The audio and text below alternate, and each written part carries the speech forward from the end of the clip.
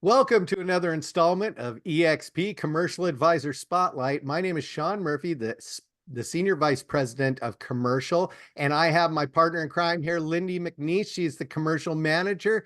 We are so excited to present our special guest for the day. Today's special guest is the founder of Success Commercial Real Estate, a multi-state commercial real estate team, Michelle Pauley. Thank you very much for joining us this afternoon. Thanks for having me here. I appreciate the invitation. What we really want to know is you came into commercial real estate. Well, you came into real estate in the early 2000s. You really hit commercial kind of 2019 and blew up. Tell us how you got there, and tell us how you got so fast, how you grew so fast to one of our top senior advisors. Yeah, so my journey on real estate was very much investing with my husband. We did fix and flips that we lived in, and bought the smallest house in the best neighborhood. Did a lot of elbow grease installations and just fixing up those properties, moving on and maximizing our lack of capital gains because of a primary residence every 2 years. And so we've moved more times than I care to admit, and we're not military. So that's an unusual feat for sure. But that really got the bug, that really hit home for me, just in terms of loving what I do every single day. I could have another job while I still did real estate if I wanted to. I will never forget busting out tile 4 months pregnant in a bathroom with hardly any ventilation in Huntington Beach, California. Would not suggest that for anyone. But it was a path to real estate for me through that investing. My sister was with eXp Realty, and while I was remodeling a house, the house that I currently reside in, stopped doing flips in 2019 at the dream home level, right? So I was done with my flipping days. My sister worked for eXp Realty, and she said, Michelle, you've got to get your real estate license. You know contracts like the back of your hand. You have signed more contracts than most people look at in their lifetime. So why don't you get your real estate license, and at a bare minimum, just be my transaction coordinator? So, got my real estate license, opened, I actually joined her team. And the very first day I had my license, I got my first listing, Huh, which was amazing. And that's then ordained. it's, I'm like, Just I'm so everybody bragging. else knows that that's not the way it works. Money does not fall from the sky. No, it doesn't. But in this business, it's all about who you know, right? And so leveraging your network, very much so. And yes, was it family that gave me a listing? Absolutely. But I got a listing the very first day. And hey, I mean, most people's family forget that all of us are in real estate anyway, and hand it out to other people. So I was just very thrilled to have that opportunity. Fantastic learning curve. But got that listing the very first day, and then 2 weeks later, the state shut down for COVID. So that was a lot of fun. And I had a very my mother moved in with my family, and I had to take care of her, and she's got some health conditions. So I became an inside sales agent for my sister's team instead. And slowly emerged back into the world of being a buyer's agent on the residential side, and really caught the bug for multifamily, actually through residential rentals. A very strange path. But I walked into the very first rental property tour that I'd ever gone on, and it was the landlord conducting the open house. And I said, I have nothing to lose here mentally. I'm like, I have nothing to lose by asking this question. So I was like, what in the world are you doing hosting open houses? And he was like, oh, well, I just took back over for my property manager. And then I said, how many doors do you own? Thankfully, I knew to ask the question about doors instead of how many properties, right? And he was like, oh, I own like 150 doors of all small multifamily. And I said, how do I represent you on listings, and how do I get your listings for your small multifamily to sell those when you're ready? And that was literally the conversation that we had, and that launched me into commercial real estate from that time on. And I took the jump, the leap into EXP commercial in November of 2022, excuse me, 2021. And I have never, ever looked back. It's been a tremendous ride. I absolutely love what I do. And I love this brokerage and just the organization here and the people. It's really fun to see how much work we can get done together. And yeah, I mean, that's my start for it, for You know, sure. Michelle, you brought a couple of things up that I would like for you to touch on. Number one, I bet you're glad that you're no longer a TC, but I'm sure your sister's sad about that. So we're super glad that you took that jump from doing all of that, because you're killing it here at EXP Commercial as one of our senior advisors. You're on our national AAC Agent Advisory Council. So thank you for all that you're giving back and you're doing for us as well here at EXP. You know, you talked about relationships, and it is all a relationship business. I do see that you're a philanthropic motivator and coordinator. So through that, talk a little bit about that. And I'm sure you are able to get a lot of referrals and stuff out of doing those kinds of things as well. Tell us about it. Yeah, so I mean, I approach this as my philosophy really to my entire team as well. So when I founded Success Commercial Real Estate, I was just a solo agent, learning how to do commercial real estate, investing the time to become an expert in what I did.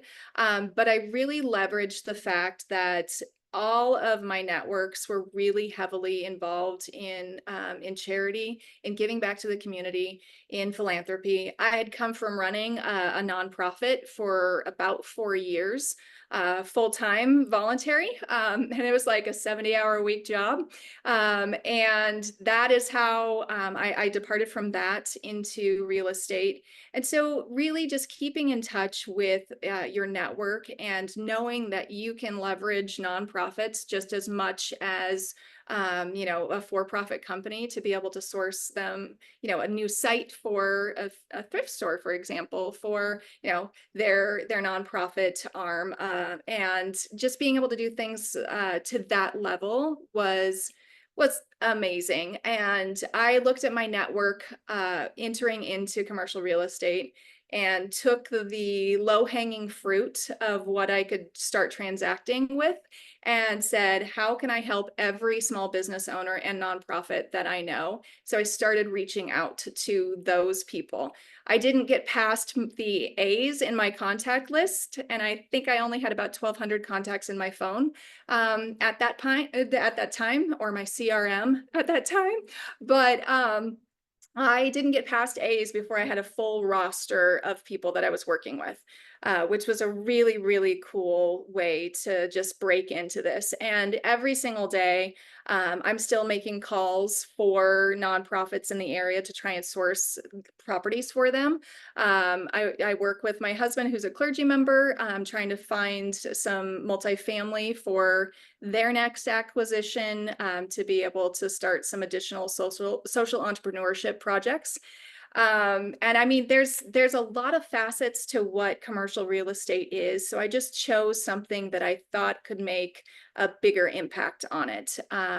Something that you'll also read about in my bio is I'm doing this for one reason, and that's to really make enough money to where I can own transitional housing for the unhoused in every municipality in America. So I want to own commercial real estate for that reason. So my tagline for my company is called Creating Legacy. So CRE, commercial real estate, aiding legacy. And it's really about targeting clients who also want to create legacy. It may be something to leave to their children as a legacy. It may be a property to leave to charity as a legacy. It may be involving myself with affordable and attainable housing projects, across the US and developers for that. I mean, there's tremendous opportunity. It's all about what risks we take in this business. Well, I was the privileged person that went to one of the largest commercial real estate conferences with you, and to give everybody out there a little a little perspective. It's 4.5 miles if you just walk the center aisle in each of the halls.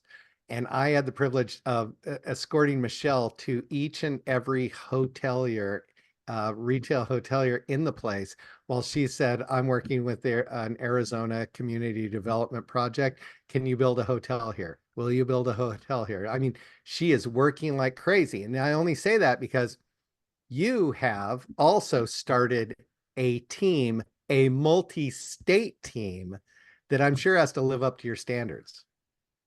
They do, yeah. And I mean, that's part of, making sure that we've got the correct ethos for my team. And so making sure that they're buying into our motto, which is creating legacy, having that same vision and core values to be able to really bring that level of sophistication to every transaction they do in whatever state they do as well, has been an amazing opportunity. And I started my team last year. I'm hitting the anniversary on July 1st. So I'm renegotiating team agreements currently and just making sure that everything's buttoned up as properly as possible. But I launched my team just with the ethos, based on rising tides raise all boats, and I can help more customers, more clients transact more if I'm also bringing people along with me and being able to train them, in not only, how to do commercial real estate, but in the ethos of, that creating legacy mindset. And it's been amazing. So I thoroughly enjoy my team. It has not been without its bumps and, ups and downs, but my team is still here a year later, and the doors are busting open on our transaction volume. I don't know what happened this week, but the last 2 days have been crazy. Every single listing we have is moving to contract, and I'm like, all right. Like happy to be here right now. So it's been amazing to just be able to bring extra attention to clients, assign a few agents to one client that might, need extra eyes on a transaction or extra resources to make cold calls, to be able to get both sides of those transactions taken care of. And it's a remarkable opportunity to be able to shape the careers of junior commercial agents, especially women commercial agents. So the majority of my team are women. I have one dude on my team currently, one. Uh, and everybody else, we're just, the commercial real estate chicks out there trying to change the world. And it's been a ton of fun. Well, Lyndee has a unique stat for that. And what is it, I Lyndee? do. I was going to bring it up. Thank you, Sean, for teeing that up. So at the SIOR conference that I just went to with our Florida DMB, Brittany Murchowski, we found out that 23%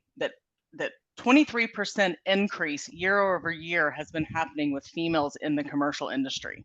Wow. So far we're continuing to rise with females, and so I love that you brought up that you're an all female team basically, except for one dude, which that One made me dude. laugh, so thank you. I bet he loves working with all females. That's Of course he amazing. does. Of course he does, right? He's special. So speaking of team and what you've built so far, I'm curious to know, you're in 2 states right now. Are you looking to expand to other states? What is sky's the limit? So what does that look like for you, and what you're trying to do, and how big are you trying to get? Well, I mean, yeah, excellent question. Candidly, I'm not quite sure off the top of my head how big I want to get. I have revenue goals, things like that. But in terms of number of states to be in, I kind of think the sky's the limit. If speaking off the cuff on this, I currently have agents that are licensed in California, Nevada, lots of Arizona, Utah, Georgia, and Florida. I'm bringing a business broker onto my team who's licensed in Arizona, Washington, and Oregon as well. And I've got a client that asked me to get licensed in Colorado. And so we're trying to be strategic in spaces, getting licensure there, while at the same time being able to leverage, co-brokering opportunities within our brokerage, which is cool. And I really honestly, like right now, I want to bring on more people to my team who who have a little bit more experience in that. I'm getting the team up and like fully started, chugging down that track. So I want to start building momentum and making sure to be able to scale my business properly and accurately, so that it's sustainable. And, just being able to reduce the time, that I'm working on transactions and instead I'm working, on my business and being able to expand that, attract more people to both my team and to our great brokerage, and then just be able to really leverage the economies of scale through so many additional agents in additional states. And I mean, I'm a weirdo, I'm a generalist, so I do every asset class, every representation type, and hold licenses in 2 different states. So it's not to say that I'm not busy, but I absolutely love the variety of it. And I think as a team leader, it's kind of important for me to have that background of being a generalist so that I can be able to help guide and advise some of the specialists on my team on where they need to go, while they're still learning that journey through commercial real estate. But it's been it's been a wild ride. I'm ready for this next year to see what happens. And if you've got people that want to join a team, the more the merrier. I love being collaborative with people. And I think there's a lot of advisors that are beginning, groups and teams in commercial that have the same philosophy as well. They're out there. And that's kind of the really cool thing that I love about EXP Commercial, is just that we're entirely collaborative and everybody wants to see everyone win. This is not the cutthroat, steal transactions kind of world that commercial real estate kind of is in general. And instead, it's really cool to get to do a deal with, people, some of the brokers in Florida, if they've got people that are looking in Arizona, and just being able to, hey, if you've got a buyer, let's, I've got a seller for that asset. Let's get these deals teed up and get some more closings under our belts. So it's a tremendous opportunity to just see where this is all going to go in the next year. Can't wait. Buckle up. Buckle up. Well, if anybody can do it, it's going to be you. As we wrap this up, I want to remind our audience out there that you may want to dabble in commercial real estate. It sounds fun. Part of your agency agreement with your buyer or seller says you must exercise reasonable skill. So how about you just contact Michelle Pauley and do the referral? She gets a lot of regular residential referrals as well. Or if you want to learn more about joining Michelle's team, give her a call. She's expanding. She is probably our fastest growing and expanding advisor group at EXP Commercial. So when people talk about ground floor opportunities, she's the floor. And if you can catch the floor, you may be able to take the ride with Michelle. Yep, I appreciate you. Yeah, I appreciate you. As always, I'm Sean Murphy, the Senior Vice President of Commercial Growth. This is my partner in crime, Lyndee McNeese, the Commercial Manager of Operations, and our special guest today, Michelle Pauley. Thank you.